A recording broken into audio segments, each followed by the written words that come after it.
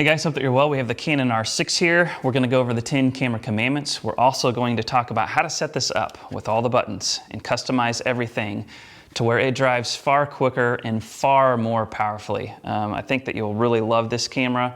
Once you have it set up, you can basically have it ready for anything at any time. So let's get started first with the 10 camera commandments. We are just going to talk about where the buttons are for these commandments. If we get to a commandment and you don't understand what that commandment is, please head on over to schultzphotoschool.com and sign up for free, and we'll make sure that you understand this basics. But the purpose here is you just got this camera, you kind of want the quick rundown on the 10 most important functions. That's what this is.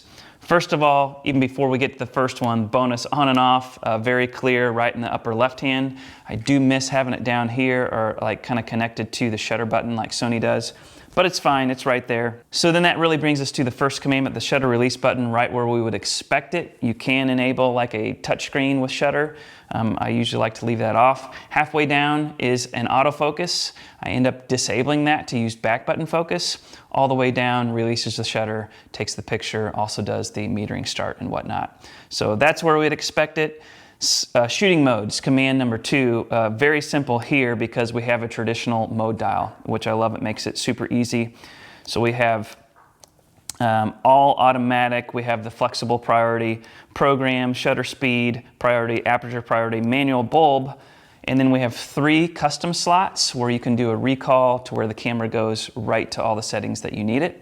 So there's 3 slots there, but you will need to mix and match those 3 between photo and video if you're a hybrid shooter. So one thing to mention here and make sure you get your mind wrapped around is how to change aperture, shutter speed, and ISO within your basic modes, and we're going to go over aperture priority and manual here. So in aperture priority mode, one thing that Canon has done really well is give you icons down here that really show you what's going on.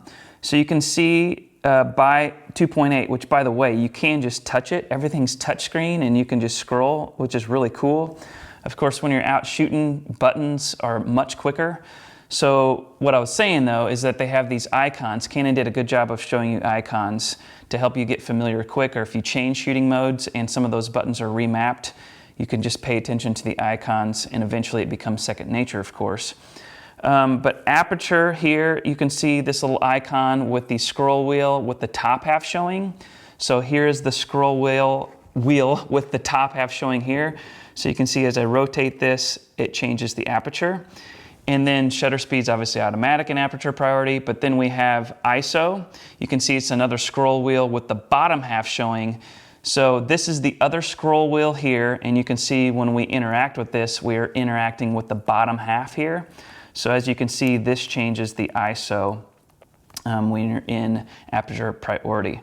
Same thing then with shutter speed priority. That top controls the shutter speed. This still does ISO here. And then when we go to manual, you'll see that the top wheel does shutter speed, the back wheel does ISO still, and then the wheel back here does aperture. So straightforward, really easy to use, and you always do have the touchscreen if you need it. Number 3 is how to set ISO, and we just covered that in both modes, so we're ahead of the game. One thing I'll mention is that the new RF glass has this little control wheel, this control ring on the glass. I do set this to control ISO, and we'll get to that in a little bit. But how to select AF modes? So I gotta tell you, the little quick modes that they've always had available by pressing the Q menu, I have never found it as convenient as it is on this. I could see myself using the quick menu a lot because of this touchscreen interface. So I hit Q and you can see that right over here is servo. If I touch that, now you can see I can go in between one shot and servo. So that's how you go between your 2 AF modes. I will tell you that I'm gonna remap this button up here to quickly toggle between those 2 without having to go into the quick menu. But we'll get to how to do that soon. So that's AF modes, how to select the AF areas and then move the AF points within there. So same thing, I will hit the Q menu and then you can see upper left, I'm gonna hit that box. And now we have all of our AF areas. We have this one, which I leave it on. It's going to start focus tracking on whatever's in the box and then follow that as that subject moves in the frame or as you recompose. I'll kind of show you that here in a little bit.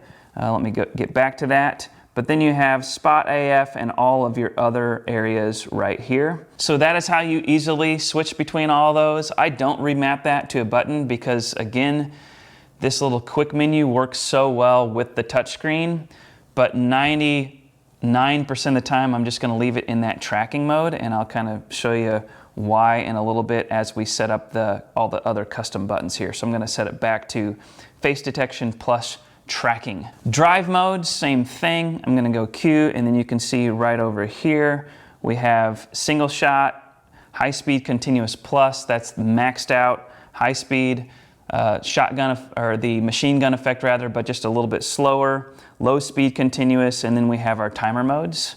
So that is drive modes. All right, number 7, how to set your exposure compensation. I'm going to go to aperture priority.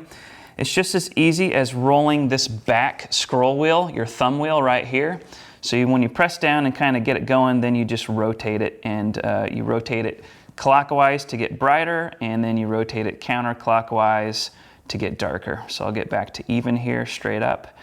And I did think about mapping this to exposure compensation, but at the end of the day, it is actually just easier and quicker, like to have my hand on the zoom ring here and then just use that thumb scroll wheel to do compensation. It's super quick and responsive, and I love it how it is out of the box there. How to set your white balance, same thing here. I'm still gonna go to the Q menu, and then we're gonna go to white balance right over here, and we can see all of them down here. And you can scroll and whatnot. You have these here. The Kelvin is super easy to set because you just have this going on. So again, the touchscreen really does make everything pretty easy. I'm not going to call it a game changer, but it just makes going to the quick menu very convenient. All right, commandment number 9, playing, reviewing, and deleting images. Very straightforward.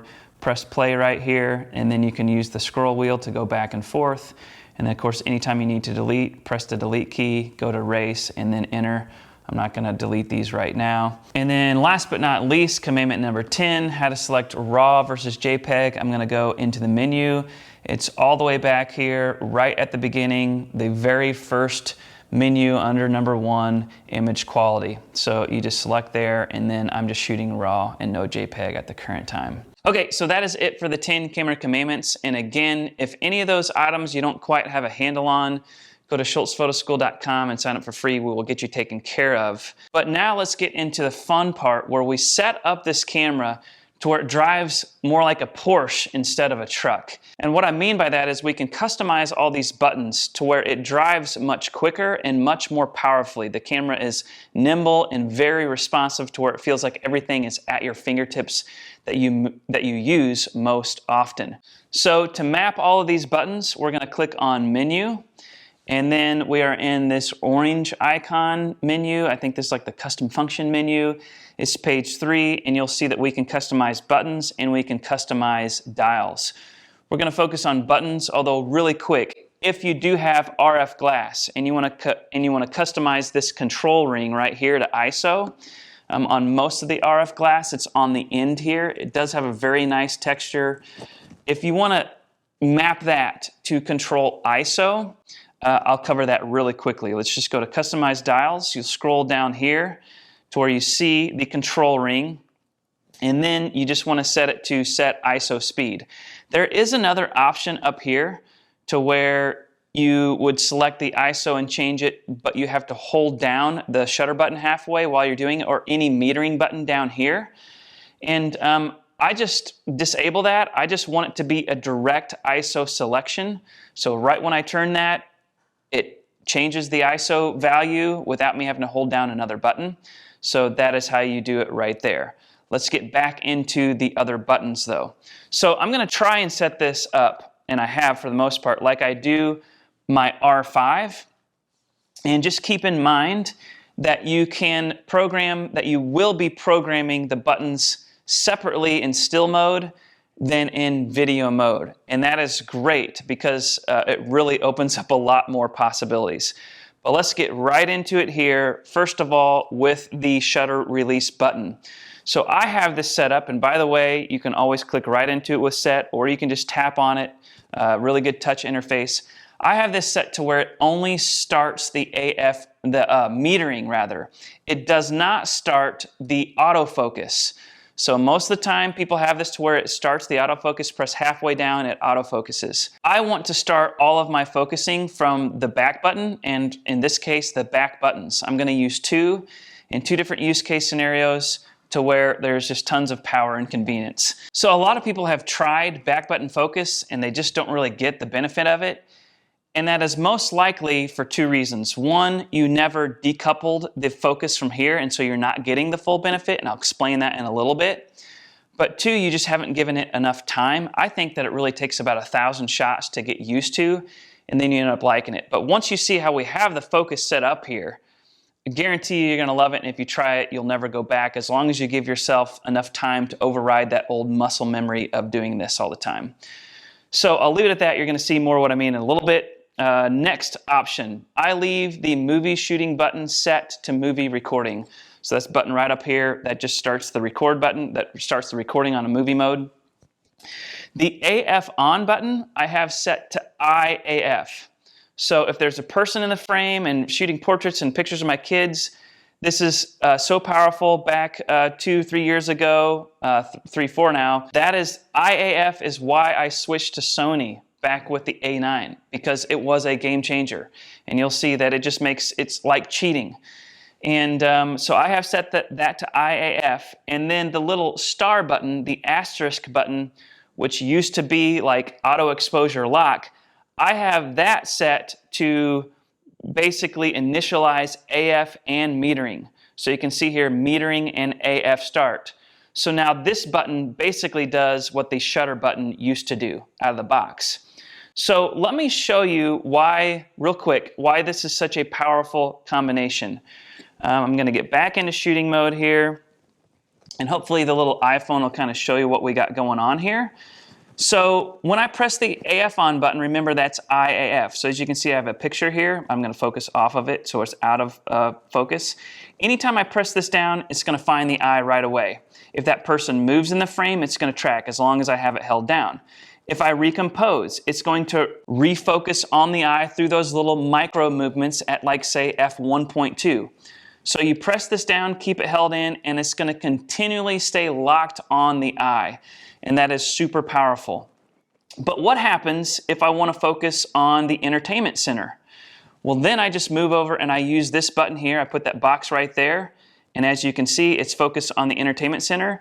And since I have this on tracking, it's going to track that entertainment center as it moves. Or if it's a moving object, it's going to track it. It's also going to track it as I recompose. So this button here is going to inherit the AF area that I have set. So let's say that I go just to the single point AF. Let's do that real quick. I'll hit my Q, I'll go in the upper left here, and I'll just go to 1 point AF. Now this button is going to inherit that. So you can see as I press down, it is in continuous still, but that's not tracking because I've switched to 1 point AF. So now we're going to get back to what I was talking about earlier by the advantage of decoupling this. Let's just say that I have a stationary subject and a lot of things going on in the foreground, but I want to keep taking pictures of that object in the background. And even, honestly, a much better use case for this is anything in very low light, where the autofocus continues to hunt if it's in continuous. Now you can switch to one shot, and we'll talk about that in a little bit, but you can actually leave it in continuous. You could just press this button down to where you see it snap into focus, then let go. Now when you take the picture and then take it again, even if you go to a different composition, it's still focused right on the area that you had it previously. So this is effectively a way to have one shot and continuous in your bag without changing between one shot and continuous. You just let go of the focus and you take a picture. I bring it back up and I take a picture again, and it's still focused back on those decorations on the TV stand. So That is why I like it there. For those of you who still do want to switch into the one-shot mode because you know you have a stationary object and you kind of want to hear that beep, you want to hear that lock, you want to know that it's locked on and it didn't do like a little micro hunt, I have the button on the right side set to toggle in between continuous or servo and single shot. So all of my focus stuff is right on these three buttons. All of my focus stuff is right by my thumbs. And so it's really easy to remember, and it's really easy to get any focus situation I want very quickly. So let's get back into the menu, customize buttons, go over to that one right there, and you can see I have that toggling in between one shot and continuous or servo. So as I go back to the shoot deal here and I hit this, you can see one shot and servo, one shot and servo. So perfect. All my focus stuff is right at the tip of my thumb. Let's go on to the rest of these real quick. I have the depth of field preview button to toggle in between the screen and the electronic viewfinder. So when I first got my R5, I actually set up the viewfinder to go black whenever I put my eye up to it. So as you can see, this is set up that way. If the eye goes up to this, it shuts off the screen, and now the viewfinder is active. What I don't like about that is that this camera has such a useful touchscreen that I'm always touching the screen. I'm usually using the screen, or a lot of times using the screen to either review images or do something while shooting, and anytime you get in front of that sensor, even a little bit, it turns the screen off. And I especially hate that for like movie recording and whatnot, and just reviewing images. It's always flicking off. So I would actually leave the screen in EVF as it is out of the box. And so to do that, this is set to where it's only the screen, it's not auto switching. So I don't know why it is doing that, but it is definitely still doing that, as you can see. I'll have to get back to you. But regardless, I know that when I hit this button, it switches between the viewfinder and the screen. Every time I hit that little button, it toggles. So there we go. So at least I got that much going for me. I'll have to see what's going on here. Auto 2 is where it's supposed to auto switch. Let's say I just go to the screen. I'm just going to set that. And then now when I do it, it doesn't, but when I still hit that button, it does toggle in between. So for now, I'm just going to leave it like this. It's set to the screen. Anytime I want to go to the viewfinder, I just hit the depth of field preview button right back here. It's a good placement for it because, for one, I never use that for depth of field preview anyway, but it's kind of like connected to the lens. Like whenever I want to look through the lens, like old school DSLR deal, I can just click that and we're done. So let's get back into the menu. Let's finish up these last few things. Go over here, customize buttons. The next thing I do, the lens, some of the lenses have a button here that you can map to a function. I just leave it off because not all lenses have it. I don't want to customize something that's not always available, so I just leave it off. And then this one, the multifunction button on the R6 I have set to drive mode. On the R5, I have set to where when I press this, it switches between movie mode and stills mode. I don't have to do the dial, I don't have to press this down and turn it, it just switches in between the two.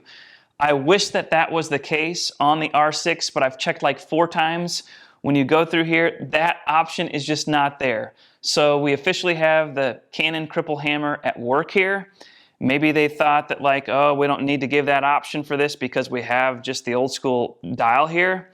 Well, I would still use it because a lot of times when you're out shooting fusion and you're shooting hybrid, you would want to go from aperture priority to movie just with the click of a button and not lose any time at all. You just want to go boom and then record. And can't do it on this. So right now I have it set to drive mode because old school. I'm used to setting the drive mode with a button. And so that's that. I might remap that to something else at some point. I do like that out of the box they have the center set button to recenter the AF point. I find that that is very helpful, especially when shooting sports and kind of kids around the house and stuff. If you ever get that off center and you want to go right back to the center, just hit that center button and it goes right back. And then the multi-controller, I definitely would set just to direct AF point selection. That way you don't have to hit this button first. Then it frees this button up to use, in my case, to toggle between single shot and servo. So that is stills, but now we can remap all these buttons when we're in movie mode, which is awesome because you go to movie mode and now these buttons behave differently to accommodate shooting movies, which is just a different animal, right? So I'm gonna set this up like my R5, I haven't done it yet, to where at my fingertips I have zebras and focus peaking and some things that are much more conducive to shooting videos. So let's get right into that. I'm going to customize buttons, and as you can see, I'm going to go over here. So the first thing that's slightly different is I'm not going to have the AF on button do eye autofocus. The movie tracks it anyway. I am going to leave it to where it does start AF and metering. So next is the star button. So I'm going to set this button up to where it stops servo autofocus. So it stops hunting, it stops tracking. So you can see pause, movie, servo, AF. I'm going to set that right there. Now the reason this is so cool is that these cameras do a great job with autofocus, continuous autofocus. But there are times, especially with like your cinematic stuff where you're close up, there's times when people are coming in the foreground or the background and you don't want it to jump. And so all I have to do now when I'm shooting a movie is I just have to press that little star button, and now tracking, servo, continuous AF is off. This is great for it's basically like shooting manual mode, and you'll know that like a lot of traditional movie guys only do manual focus. But check this out, I can basically turn it on, I can get my focus point selected right there, and if I know that I have a stationary subject and I just want to keep it there, I can then just toggle off the servo AF. So it's a really quick way to get to kind of that manual focus without actually having to manually focus with the focus ring. So the next button is this button all the way to the right. I'm going to keep this on focus again. So it's different than my stills, but I still want all three of these buttons mapped like in my mind to focus settings. So I want to choose this as focus peaking. So if you don't know what focus peaking is, don't worry about it, but this is great to where I can press on this and right away get the focus peaking overlay. So if I ever do manual focus, I can just hit this and now I have focus peaking right at my thumb tip. So all the focus right there as I was before. All right, next up is the depth of field preview button. I'm going to select this to maximize the screen brightness of my screen back here. So as you know, a lot of times when you're outside shooting videos or in a bright scene, you can't see this. And now when I press this button, let me just kind of show you guys a little bit. When I press the depth of field button, it maximizes the screen brightness, and then I press it again, it goes back to normal. So really good, quick way, instead of having to go into the menu and go screen brightness and all that kind of stuff, just set it to that button, and I think that that works really well. Let's get through these last couple here and then we'll have it. The lens button I'm still going to leave off. I would love to set the multifunction button to switch between stills and movies, and I do it in both sets, but it is not the case here. So in this one, I'm actually going to set it to the focus guide. That way I have that when I'm in manual focus as well. So I basically have my peaking and my guide right here together. So next up is the set button. I'm actually going to set that to zebras. So now anytime I'm out and about shooting and want to see my zebras, I can just press it and I get the zebras right away. So that's super convenient. And then the last one here, I'm just going to mimic what I have for the still side. I'm just going to do direct AF point selection on that. And so that is it. What do you guys think? What would you do different? What do you do different? Leave the comments below. You don't have to set your camera up just like I do. You might shoot something different, you might have a different priority, and you want to remap these, but remap them. Because as you can see, when you remap them, you have everything at your fingertips and you just have such a nice, responsive driving camera. One thing that I didn't point out here is how I set up the C1, C2, C3 modes. Just know that you can set up your whole camera. Like if I'm in stills, I usually set up C1, especially on the R5, C1 to shoot sports. So I will set my shutter speed at 1,000. You can do like your ISO max and all this stuff, and then you can save and register all those functions to custom 1 shooting mode.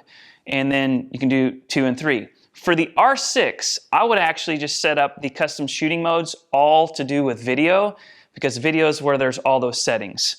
So C1 I set up to 24p 4K, C2 I'd set up to 120, you know, the slow-mo stuff, and then C3 I actually just set up for 1080, stuff for like YouTube and whatnot, and just home stuff that I don't necessarily want 4K on.